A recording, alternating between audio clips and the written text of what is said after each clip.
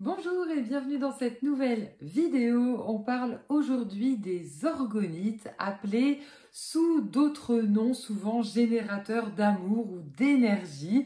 À quoi en fait cela sert-il? De quoi en fait sont-ils, ou du moins sont-elles composées? Voilà, quelles pierres on va retrouver à l'intérieur et puis quels autres métaux? Où les mettre aussi comme pièces, comme maison, comme lieu. On va voir ensemble cela. Alors, l'orgonite, par définition, est un ensemble où on va retrouver principalement des minéraux qui vont être pris dans de la résine et on va venir également ajouter toujours un élément métal. Donc vous l'avez ici, on dit qu'il y a un moteur qui va permettre d'être le générateur d'énergie.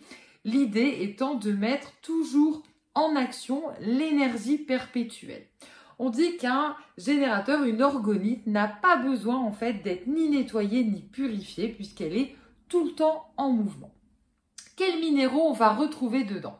Principalement, les orgonites sont utilisés pour protéger la maison des énergies diverses qui peuvent être néfastes. On va souvent retrouver de la shungite parce que la shungite, elle va protéger contre les ondes électromagnétiques et puis également contre toute onde négative également d'entités du bas astral. On peut retrouver de la tourmaline, on peut retrouver ensuite de l'œil du tigre comme ici.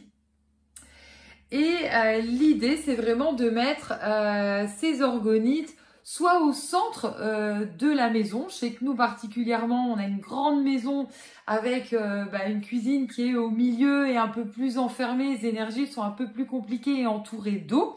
Donc on l'a placée dans cette pièce-ci. Mais vous pouvez tout à fait la placer par exemple sur le tableau électrique, principalement sur le Linky, s'il est en plein milieu de votre pièce de vie ou encore pire dans certains cas, dans la chambre à coucher par exemple, on peut directement le placer dessus. La taille n'a pas forcément besoin d'être béante. Ici, on est sur une grosse pyramide qui fait clairement une grosse maison.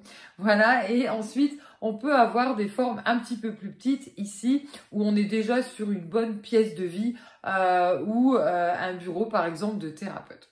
Le plus souvent, on va être sur des pyramides, mais ça peut être sur d'autres formes, beaucoup plus ronde en fait, beaucoup plus arrondie. La pyramide, ça renvoie beaucoup à l'Égypte, ça renvoie beaucoup aux thérapeutes et c'est vraiment le fait de vouloir nettoyer à la fois les énergies et puis les décupler parce que la pyramide, c'est une forme particulière qui va générer par sa pointe vraiment un flux d'énergie et qui renvoie par les pointes en fait vraiment le mauvais à la terre. Voilà. Donc souvent on va retrouver cette forme-ci. On peut retrouver également des sphères où là on va être vraiment sur un travail plus en harmonie, un peu moins violent en fait. Ça peut aussi être par exemple avec les 7 chakras, ça se fait. Donc là ça va être plus adapté à une pierre une pièce de méditation parce qu'on est sur les pierres, j'allais dire utilisées par le thérapeute. Donc dans un bureau où on fait des soins. Ou à la maison, si vous faites des méditations, ça va être tout dédié pour cette pièce-ci. Ou si on veut vraiment travailler sur notre bien-être, sur notre santé, ça va être tout dédié également. Donc, il n'y a pas de composition, j'ai envie de dire, idéale. L'idée, c'est vraiment de voir, comme pour les minéraux, en fait, ce qui vous convient. Alors, certains y verront quelque chose de génial parce que justement, il y a cette idée de ne pas forcément avoir d'entretien à réaliser, que ce soit toujours en mouvement. Et puis, là, ça fait toujours débat parce qu'il y a d'autres personnes qui trouvent que c'est inadmissible d'aller enfermer des minéraux dans de la résine et ça leur paraît en fait statique. Voilà. L'idée, c'est de comprendre en fait juste le fonctionnement, de comprendre la composition. Et puis au niveau des éléments qui vont être mis, ici on a une fleur de vie, ça peut être aussi la représentation d'un archange. Ensuite on peut avoir les spirales parce que la spirale ici c'est vraiment le fait que ce soit l'énergie tout le temps en mouvement. Tout simplement. Voilà.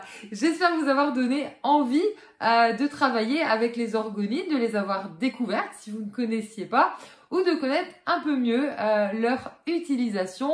Vous pouvez en retrouver de temps en temps sur notre site l'aurorecéleste.com et je vous dis à très bientôt pour une prochaine vidéo.